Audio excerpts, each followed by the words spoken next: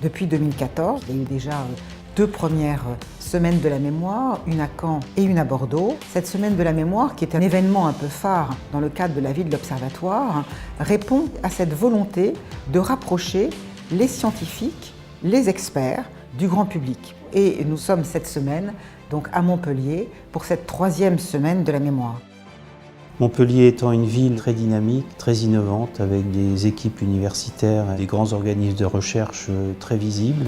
Il y a une sorte de noyau dur de chercheurs qui considèrent qu'il est important de communiquer les résultats de la science au grand public. On a travaillé en étroite concertation avec l'Observatoire B2V des mémoires, avec une équipe soudée qui a travaillé pendant 2 ans en se disant on va essayer de couvrir le maximum de champs qui concernent la mémoire.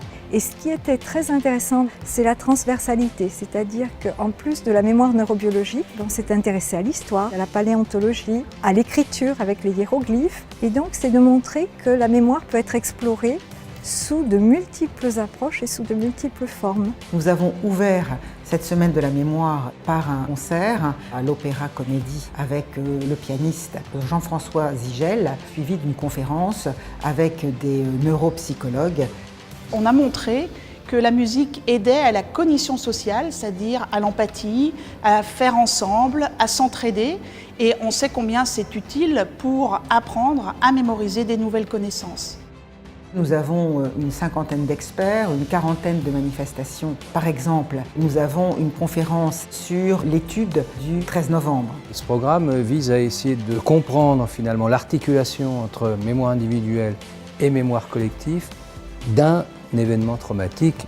Mais également des conférences sur le big data. Mon domaine étant l'intelligence artificielle, bien sûr, je me suis depuis longtemps demandé si cette discipline servait au bien de l'humanité. Et je le crois effectivement parce que le monde que nous connaissons a été transformé avec l'intelligence artificielle. Nous avons aussi des conférences sur mémoire et traumatisme avec Boris Cyrulnik. Boris Cyrulnik a été le premier à initier la notion de résilience et qui a connu un grand succès parce que ce concept donne vraiment de l'espoir à de nombreuses personnes. Et une journée consacrée à la maladie d'Alzheimer, donc pour étudier avec les scientifiques les progrès qui ont été faits. Et un déjeuner sans fourchette avec les frères étoilés Pourcel. Là aussi, c'est un moment important puisqu'on sait que certains malades ne peuvent pas toujours utiliser couteau et fourchette. Et donc, voilà, c'est un repas un peu particulier. On parle beaucoup d'innovation en matière de recherche sur les maladies neurodégénératives. On associe souvent ce mot à la recherche fondamentale, la recherche de nouvelles molécules, mais il faut être innovant aussi sur les aspects d'accompagnement social de ces malades. Chaque semaine de la mémoire, on publie un livre. Pour cette semaine à Montpellier, c'est ce livre qui est là, près de moi, qui s'appelle La mémoire au futur. C'est un joli titre, peut-être un peu paradoxal. La mémoire, c'est pas du tout regarder en arrière. La mémoire, c'est regarder devant. C'est un livre écrit à plusieurs mains, qui viennent de disciplines différentes, qui vont de la neurobiologie à la philosophie, en passant par l'histoire.